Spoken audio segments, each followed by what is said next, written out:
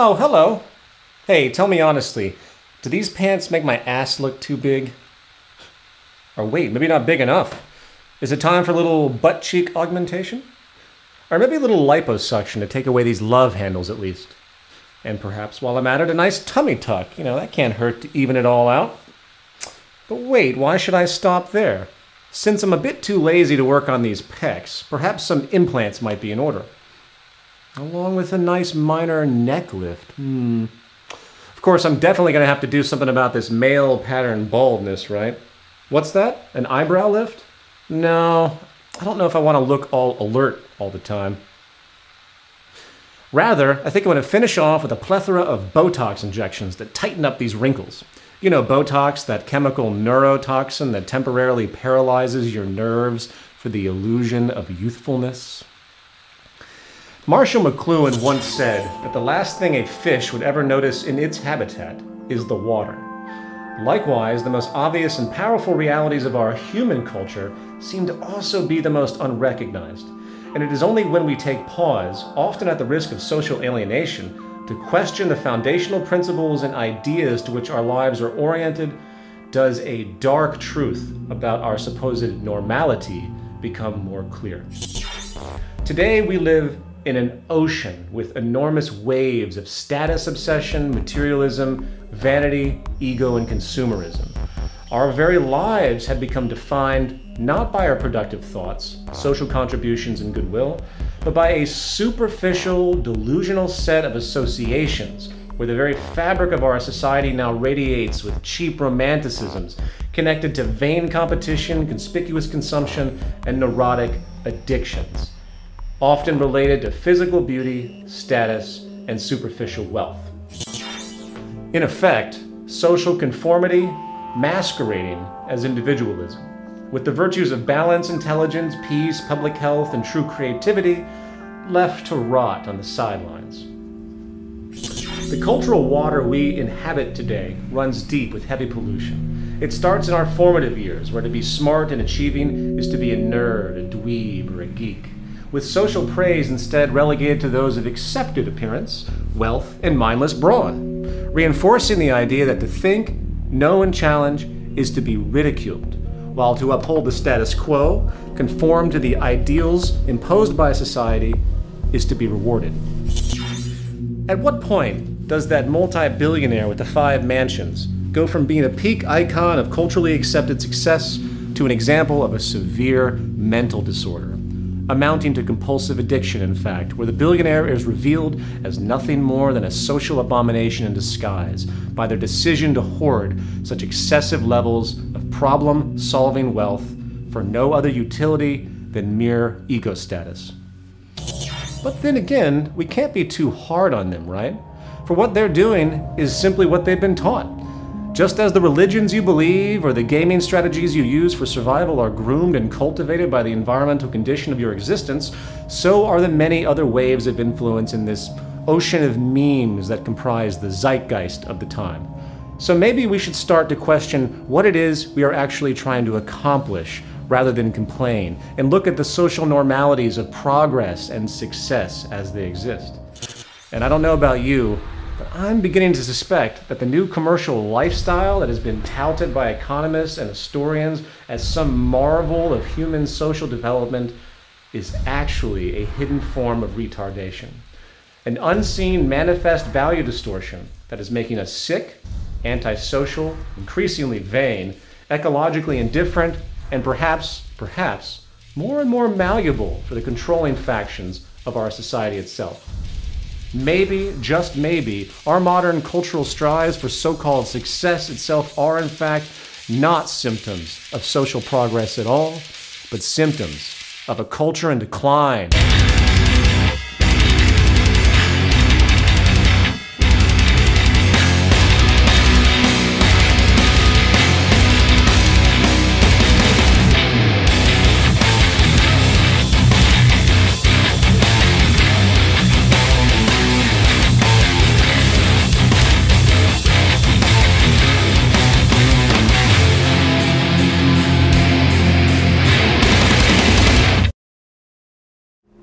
A new disease has struck America, rapidly moving across the world, a disease largely unknown in earlier periods and almost entirely unnoticed by those who carry it. A disease spread not by a physical virus or genetic predisposition, but through cultural memes, ideas which are in fact infecting minds, growing and mutating in various strains, inhibiting the mental well-being of many. It's called C.V.D, Consumption-Vanity Disorder. It's a plague of modern society which not only pollutes the minds and values of those infected, it is also turning our world into a cesspool of mini-malls and self-image disorders, wasteful materialism, and belligerent social transgressions. So I've been working with these girls for a few years now. What many don't know about C.V.D is that many substrains or mutations have occurred. These women here suffer from HGS, or hot girl syndrome.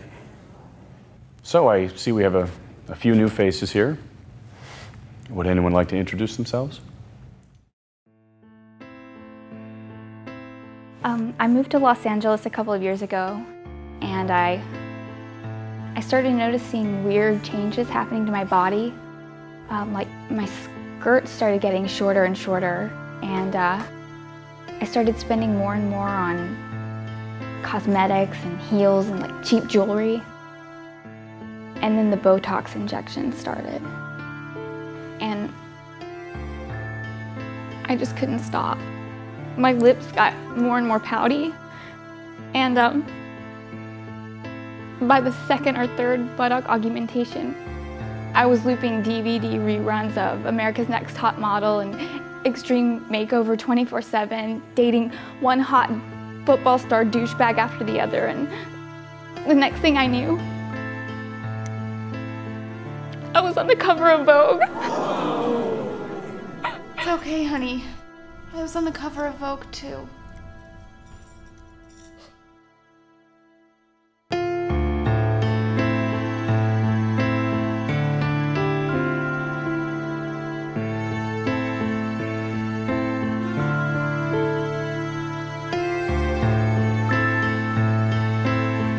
If we go back to the early 20th century, we find a critical crossroad for industry, where the rapid technological advancement was beginning to challenge the most basic foundation of traditional economics, and hence, social operation. You see, at the core of our socioeconomic system is labor and demand. Without product demand, of course, there is no need for production or employment. And without employment, the working public draws no income or purchasing power to buy the goods that keep the economy going. Early in the 1900s, a powerful expansion of productivity through machine application and mechanization brought about something industry really hadn't seen before: a goods surplus. A 1927 article in Nation's Business, conducting an interview with then Labor Secretary James Davis, stated, "It may be that the world's needs ultimately will be produced by 3 days' work a week." Years later, engineer R. Buckminster Fuller described the phenomenon as being able to accomplish more with less, in that the energy, manpower, and resources needed to accomplish particular goals was actually decreasing, while the accomplishments themselves were accelerating. In other words, industry was becoming more technically efficient. However, pre-20th century America and Western society in general maintained an ethic of being frugal overall. There was a conservative ethos where goods were obtained for their utility, a culture of needs, not excessive wants, and most people really didn't see the need to increase their consumption simply because they could. So, the ruling industrialists and social planners had a choice at this point. Either the system was to be adapted to this new more with less productivity, which could mean a rise in leisure time, a shortening of the work week, and an adjustment of pay scales and good values to reflect this newfound abundance as need be. Or, something more dramatic had to happen. The very underlying values and affections of the culture would need to be altered, where the very idea of consuming became a utility in and of itself, to consume for the sake of consuming, in order to maintain the status quo. Well, needless to say, given the very nature of capitalist philosophy, the latter, what's that? Oh, right.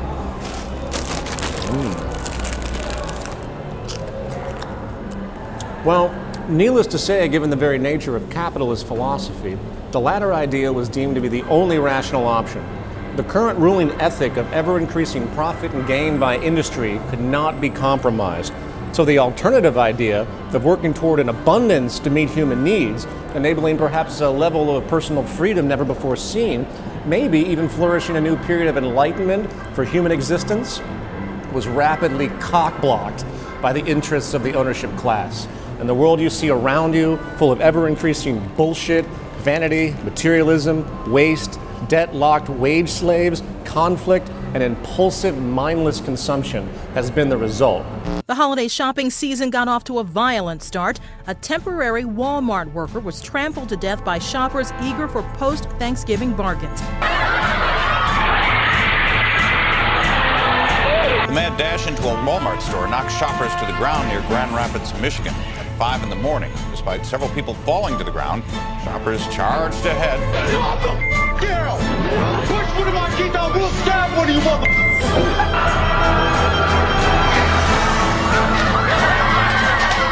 Another incident here, a 28-year-old pregnant woman was knocked to the ground by that same crowd. Witnesses here at the scene say that woman actually suffered a miscarriage. And in Southern California, shots rang out inside a crowded toy store.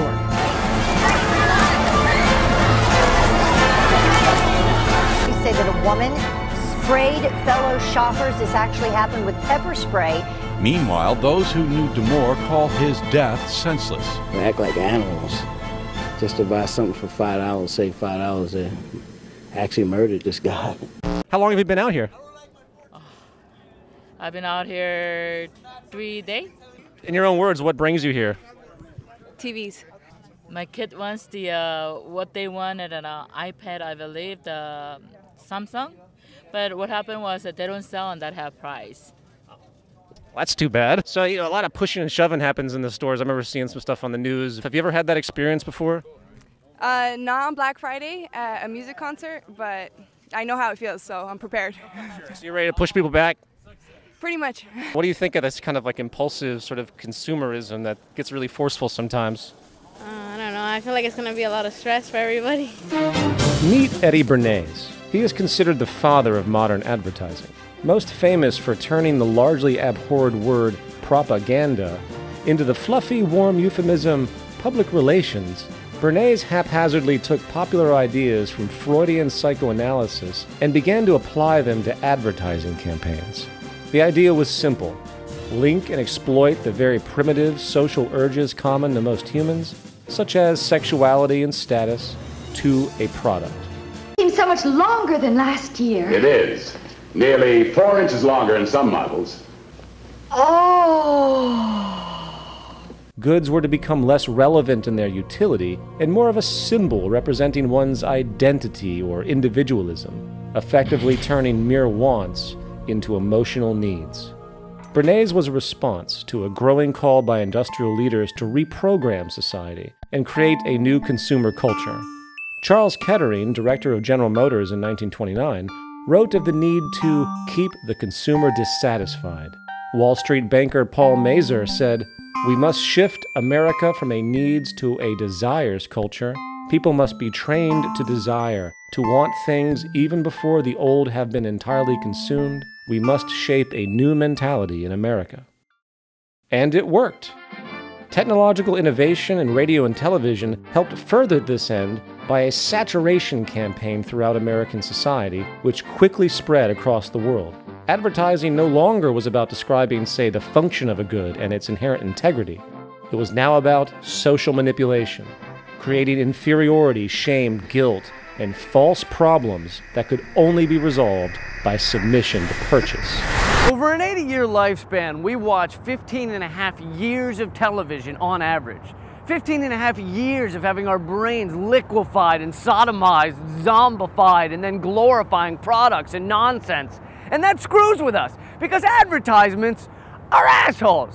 They're assholes. Imagine if an advertisement were just a regular guy walking up to you on the street, just going, hey, hey you, hey, Hey, if you wore these jeans, then the hot girls would really do you. I mean like hot girls, not that ugly broad you call a girlfriend. And by the way, could you mention to her that she needs to lose a little weight and do something about her hair? And she could do it too if she would just use these diet pills and this hair gel. And by the way, both of you guys should probably be smoking these cigarettes and drinking this beer. Then you'd be really cool. Although your teeth are looking a little yellow, but we can fix that if you would just use this tooth whitening shit. And then the hot girls would really do you. And by the way, are you happy with your penis size? If you are, that's cool. A lot of guys are happy with fun size. Is that what you call that? Fun size? A lot of girls like that. I mean, I haven't met any, but I bet there are some. But if you change your mind, all you'd have to do is take a couple of these babies, and soon you would have to call up guys to help you carry your junk around like a train on a wedding dress. But how are you gonna call your junk carriers with that crappy phone you got there? You should be using this phone with the swipey bullshit technology that makes other people feel like they're better than you just by owning this phone. And they are better than you. Oh my God, all this stuff you need and don't have is making me anxious. Is it making you anxious? Is it? Is it? Is it? Are you anxious now? Are you? Are you? Are you? Well, then all you'd have to do is take a couple of these, and in 2 weeks' time, you would feel better than anything. Plus, bonus side effect, these pills also make your ass hair shiny and more manageable with extra bounce. Anyway, I gotta go, because your girlfriend just decided she looks pretty good in a vintage dress, and I gotta turn that around quick before she stops taking the Ambien Prozac cocktail I gave her, and then she'll stop shopping continuously in order to fill the void created by self-hatred, created by me. Would you hang out with that guy? You see, at the core of advertising is the exploitation of our deep social nature. It turns the empathic community identification into a weapon of external judgment and relative insecurity. In fact, some years back, a multi-year study where Western television was brought into a culture which had never experienced it before was conducted on the island of Fiji. By the end of the observation period, the effect of materialistic values and vanity took a powerful toll. A relevant percentage of young women, for example, who prior had embraced a style of healthy weight and full features, became obsessed with being thin. Eating disorders, which were virtually unheard of in this culture, began to spread, and women specifically were transformed. But let's return to our history lesson. This vanity, materialism, and obsessive consumption neuroses, as powerful as it is, was not quite enough to ensure the stability of the capitalist religion and the ongoing benefit to the ownership class priests. The engineering of consent through advertising aside, the technological age brought another nasty problem for business: increased product efficiency. Not only was production moving faster than traditional consumption, the actual quality of individual goods were increasing as well, due to scientific advancements in design, making needed repeat purchases increasingly less common. Well, this was no good. Remember, the core driver of labor, profit, and consumption, hence the core driver of our economy in general, is scarcity and inefficiency. In fact, the enemy of the market economy has always been competency, and the better and long-lasting a good is, the worse it is for industry. So the water broke, and planned obsolescence was born. In 1932, industrialist Bernard London propagated a pamphlet entitled "Ending the Depression Through Planned Obsolescence," where the idea of universally making poor goods to generate more labor demand and growth seemed logical. Some even wanted to make it mandatory for all industries, legally, where life cycles were decided not by the natural state of technological ability, but by the mere ongoing need for labor and increased consumption. In fact, the most notable historical example of this period was the Phoebus light bulb cartel of the 1930s, where in a time where light bulbs were able to last up to about 25,000 hours, the cartel forced each company to restrict light bulb life to a mere 1,000 hours to assure repeat purchases. And in time, this eventually became the strategic approach for all industries. And if you were to sit down and compare the true efficiency possible today to what we're actually doing to keep this waste and deprivation machine going, you would puke in your soup at the lost possibilities. And the final component to note here relates to the problem of purchasing power itself. A fail-safe was needed to ensure monetary circulation and so-called growth, even if the purchasing parties didn't have it. Well, welcome to credit expansion. credit access has been, in reality, the core driver of economic growth in the West for a very long time. And a quick glance at the private and public debt today globally shows that it is not an anomaly for a person or country to live far beyond its financial means. It is indeed the set fashion. The amount of debt existing globally today far exceeds the entire global money supply itself, and it has been this borrowing from nowhere that has compensated for the inherent limits of employment and wages. However, as bothersome as all of this may seem with respect to ecological irresponsibility and cultural neuroses, the rabbit hole runs deeper. We often forget that the undercurrent of the last couple thousand years has been that some in our species are apparently more deserving than others, and the slavery, exploitation, and ensured deprivation of one group for the advantage of another was considered some law of nature. During feudalism of the Middle Ages, social divisions were clearly defined, with the king and his nobles and barons, etc., holding control of the legion of serfs who were essentially slaves in exchange for basic resources and moderate protection. A common theme during this period was that a genetic or religious superiority of the kings and his constituents gave them the right to dominate. However, as feudalism inched into state monopoly mercantilism and then into open market capitalism, the view of the average peasant laborer, or working class wage slave as they exist today, mutated to where whatever minor protections existed prior was removed to support a doctrine where if a person is not able to obtain work in the market economy, their right to life or mere existence is completely without security. Adam Smith, David Ricardo, and Thomas Malthus, and other pivotal figures of the dawn of modern capitalism, make it very clear that the system they advocate is not for everyone. It isn't as though they actually wanted it that way. They weren't Nazis or anything. But when you consider the scarcity-driven world which they lived, it did seem natural enough. Adam Smith, observing the nature of a social order defined by property relations, stated, "Civil government, so far as it is instituted for the security of property, is in reality instituted for the defense of the rich against the poor, or of those who have some property against those who have none at all."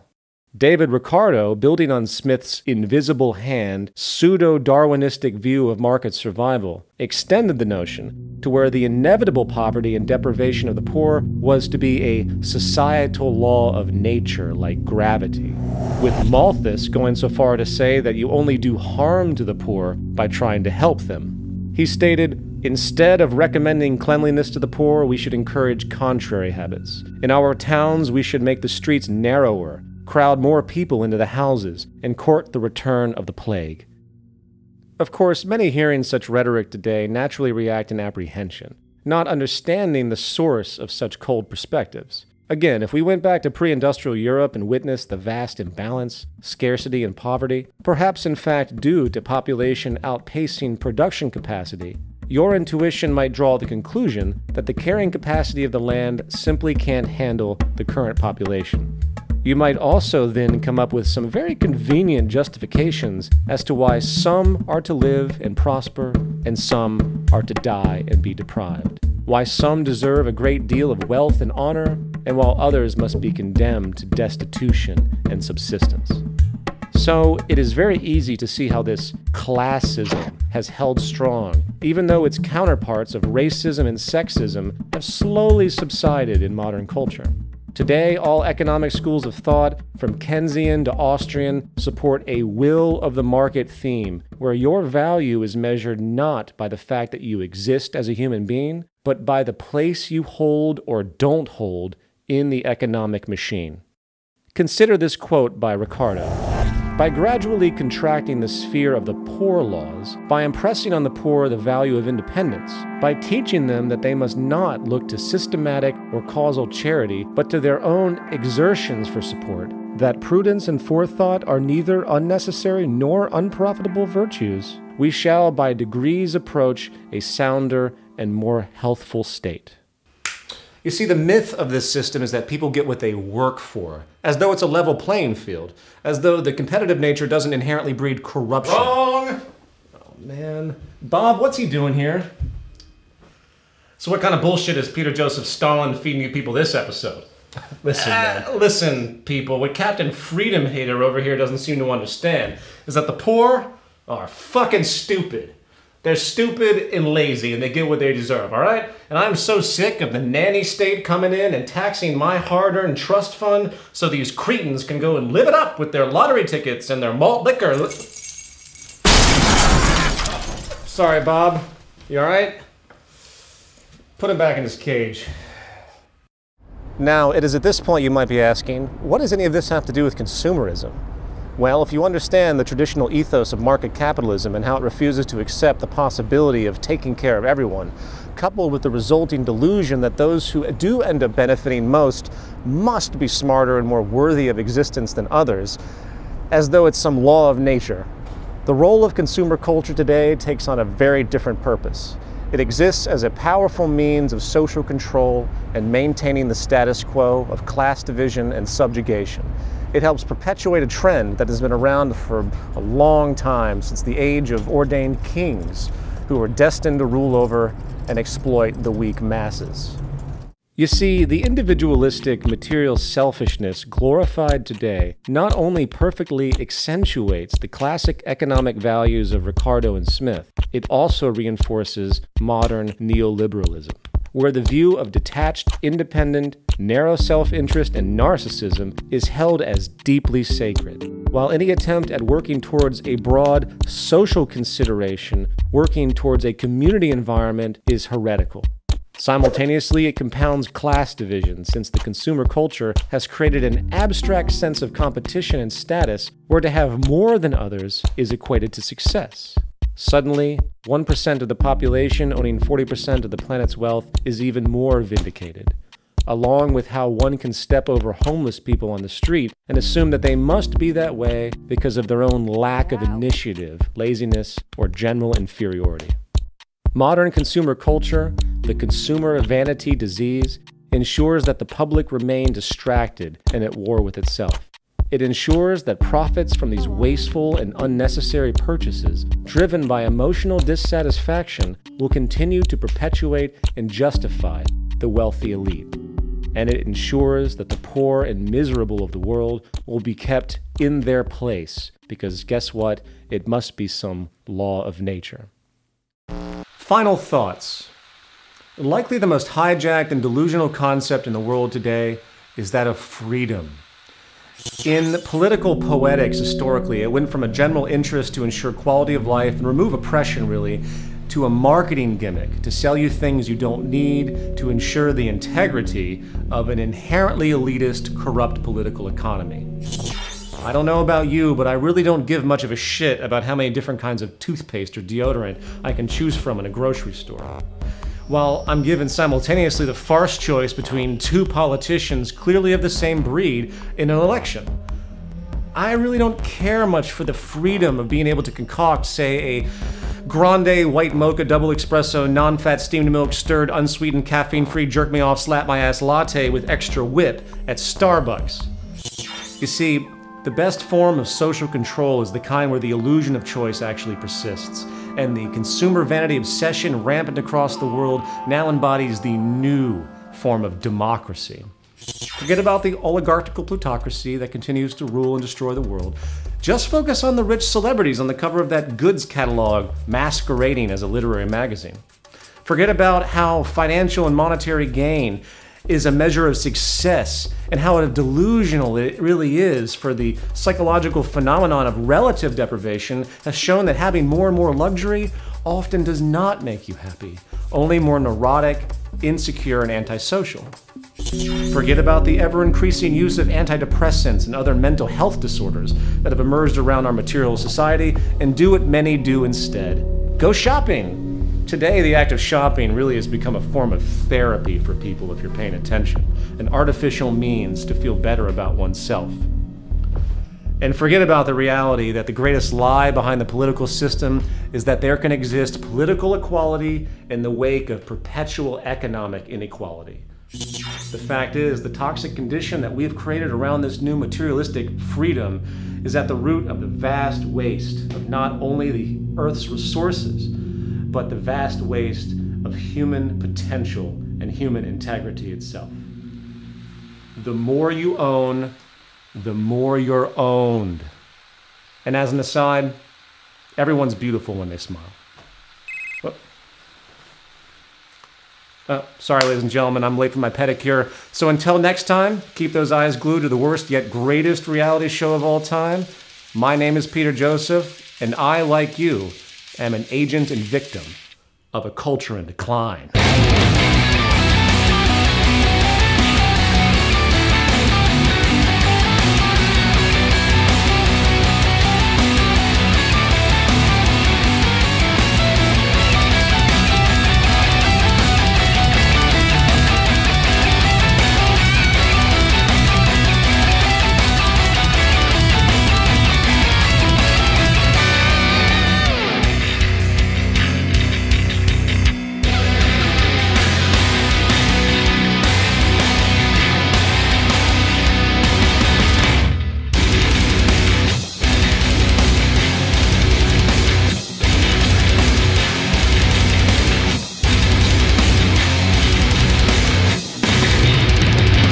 So given the trials you all experience in your day-to-day coping with this disease, how has it affected your livelihood? Why don't we start with you? What are you doing for work? Porn. Porn. Victoria's Secret model. Porn. Louis Vuitton model. Porn. Guest model. Porn. American Apparel model. Okay, porn.